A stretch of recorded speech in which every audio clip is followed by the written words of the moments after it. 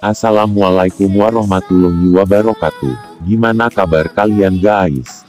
Kali ini kita akan membahas asal-usul Kabupaten Subang, yang berprovinsi di Jawa Barat. Sebelum kita lanjut di videonya, jangan lupa untuk support channel ini dengan cara like, comment, share, and subscribe agar tidak ketinggalan video-video terbaru dari channel ini. Kita langsung ke videonya ya guys. Cikiding. Kabupaten Subang berbatasan dengan Laut Jawa di utara, Indramayu di timur, Sumedang di tenggara, Bandung Barat di selatan serta Purwakarta dan Karawang di barat. Luas wilayahnya mencapai 2051,76 km persegi. Dan dihuni oleh 1.594.903 jiwa penduduk berdasarkan data tahun 2021. Meski berdiri tahun 1948, wilayah Kabupaten Subang, konon sudah dihuni oleh manusia sejak masa sejarah.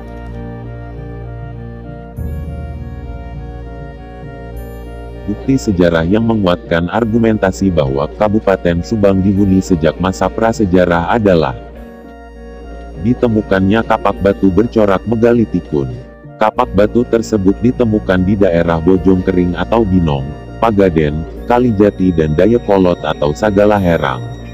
Benda-benda tersebut menunjukkan adanya kelompok masyarakat yang hidup di Subang yang berprofesi sebagai petani, dengan pola sangat sederhana. Tak hanya penemuan benda, dalam periode prasejarah juga berkembang kebudayaan perunggu di Subang, yang dapat dilihat di Kampung Engkel Sagalaherang. Sementara pada masa Hindu-Buddha, ada juga yang meyakini bahwa Subang menjadi bagian dari 3 kerajaan, yaitu Kerajaan Tarumanegara, Kerajaan Galuh dan Kerajaan Pajajaran. Namun, ada pula sumber informasi yang menyatakan bahwa Pajajaran bukanlah nama sebuah kerajaan. Sebab, nama kerajaan yang sebenarnya adalah Kerajaan Sunda. Pajajaran adalah ibu kota atau pusat kekuasaan Kerajaan Sunda selama masa Sri Baduga Maharaja, atau Prabu Siliwangi. Kerajaan Sunda dengan ibu kota Pajajaran adalah penyebutan yang benar. Sebab tidak ada yang namanya Kerajaan Pajajaran. Pernyataan tersebut diperkuat oleh salah satu sumber informasi lain, yang menyatakan bahwa pada masa tersebut, wilayah Subang berada di bawah kekuasaan Kerajaan Sunda. Kesaksian Tom Pires, seorang Portugis yang mengadakan perjalanan keliling Nusantara, menyebutkan bahwa saat menelusuri pantai utara Jawa, kawasan sebelah timur Sungai Cimanuk hingga Banten adalah wilayah Kerajaan Sunda. Di masa tersebut Kabupaten Subang diperkirakan sudah ada kontak-kontak dengan beberapa kerajaan maritim, hingga di luar kawasan Nusantara. Peninggalan berupa pecahan-pecahan keramik asal Cina di Patenggeng, Kalijati, membuktikan bahwa selama abad ke-7 hingga abad ke-15 sudah terjalin kontak perdagangan dengan wilayah yang jauh.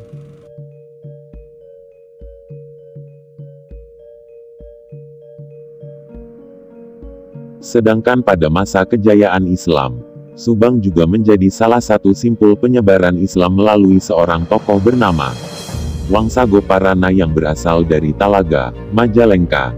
Pada tahun 1771, saat berada di bawah kekuasaan Kerajaan Sumedang Larang, di Subang, tepatnya di Pagaden, Pamanukan, dan Ciasem tercatat seorang bupati yang memerintah secara turun-temurun.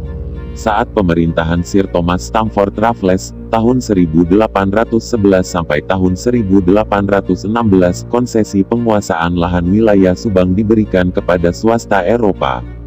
Pada tahun 1812 tercatat sebagai awal kepemilikan lahan oleh tuan-tuan tanah yang selanjutnya membentuk perusahaan perkebunan Pamanukan and Ciasemlanden, Pedantelens. Penguasaan lahan yang luas ini beralih ke tangan pemerintah Kerajaan Belanda. Lahan yang dikuasai penguasa perkebunan saat itu mencapai 212.900 hektar. Dengan hak eigendom, untuk melaksanakan pemerintahan di daerah ini, pemerintah Belanda membentuk distrik-distrik yang membawahi Onderdistrik. Saat itu, wilayah Subang berada di bawah pimpinan seorang Kontrilor BB, Bienenlandsbestuur, yang berkedudukan di Subang. Setelah Indonesia merdeka terjadi rapat di daerah Subang, yang salah satunya adalah pembentukan Kabupaten Karawang Timur. Karawang Timur mencangkup wilayah yang kini menjadi Subang dan Purwakarta. Penetapan nama Kabupaten Karawang Timur yaitu pada tanggal 5 April tahun 1948, kemudian ditetapkan sebagai hari jadi Kabupaten Subang. Secara administratif, Kabupaten Subang berdiri pada tanggal 5 April tahun 1948. Ini adalah imbas pemekaran Kabupaten Karawang yang dibagi menjadi Kabupaten Karawang Barat dan Karawang Timur. Kini Kabupaten Karawang Barat menjadi Kabupaten Karawang. Sementara pada 1950, Kabupaten Karawang Timur menjadi Kabupaten Purwakarta dengan ibu kotanya yakni Subang. Dan hingga kini penetapan berdirinya Kabupaten Karawang Timur menjadi momentum untuk menentukan kelahiran Kabupaten Subang. Asal-usul nama Subang bersumber dari cerita rakyat yang berkembang dalam beberapa versi. Sumber-sumber yang dapat dijadikan acuan tentang asal-usul nama Subang adalah dari cerita rakyat, folklore, serta tulisan-tulisan sejarah atau ingatan kolektif masyarakat Subang. Ada beberapa versi tentang asal-usul nama Subang. Versi lain mengatakan, kata Subang berasal dari nama sebuah daerah di daerah Kuningan, Jawa Barat. Pada masa pemerintahan kolonial Belanda dulu, ada sebuah perusahaan perkebunan milik Belanda yang bergerak di perkebunan teh, kopi, karet, dan tebu di daerah yang kita kenal sebagai Subang saat ini. Untuk mengembangkan usaha perkebunan tersebut, didatangkanlah para pekerja dari berbagai daerah, salah satunya dari Subang Kuningan. Saat itu di wilayah Subang belum banyak penduduknya. Para pekerja dan Subang Kuningan tersebut lalu mendirikan sebuah perkampungan di sekitar pabrik, dan kemudian perkampungan ini dikenal dengan nama Kampung Subang, sesuai tempat asal mereka. Sejak itulah kata Subang digunakan sebagai nama daerah Kabupaten Subang yang kita kenal saat ini. Ada juga versi dari cerita rakyat mengatakan bahwa kata Subang berasal dari kata suwong. Suwong merupakan istilah untuk menyebut perhiasan yang dipakai wanita di daun telinganya, atau biasa disebut juga dengan kata anting. Sementara itu ada yang berpendapat bahwa kata Subang berasal dari kata kubang. Berdasarkan pada cerita rakyat dikisahkan bahwa di daerah Subang tepatnya di daerah Rawa Badak terdapat kubangan atau rawa tempat mandi badak. Kemungkinan adanya hewan badak di daerah Subang secara ilmiah belum ada bukti artefak yang ditemukan, namun di masa Subang purba hal tersebut mungkin saja terjadi. Sementara itu pendapat tentang kata suwong dan kubang mungkin hanyalah kekurangjelasan dalam melafalkan atau mengucapkan kata tersebut. Dan ada juga versi yang satu ini karena tidak kalah menariknya dari versi yang lain, berdasarkan pada cerita rakyat yang ada dan berkembang di tengah masyarakat. Kata Subang berasal dari nama seorang wanita seperti disebut dalam Babat Siliwangi, yakni Subang Larang atau Subang Karancang. Hal tersebut dikuatkan dengan adanya cerita atau kisah yang terdapat dalam Babat Pajajaran. Babat Pajajaran mengisahkan bahwa di daerah Karawang terdapat sebuah pesantren yang diasuh oleh Syekh Datuk Kuro. Pada waktu itu salah satu santri perempuan yang belajar di pesantren tersebut bernama Subang Larang atau Subang Karancang, yang merupakan putri dari Ki Jamajan Jati. Dengan berjalannya waktu putri Subang Larang dipersunting oleh Raden Pamanah Rasa yang bergelar Prabu Siliwangi sebagai Raja Pajajaran. Dari hasil perkawinan tersebut lahir 3 orang anak yang diberi nama Raden Walang Sungsang, Ratu Rara Santang dan Kian Santang. Kabupaten Subang salah satu kota yang dilalui para pemudik pada setiap ingin memasuki hari raya atau lebaran.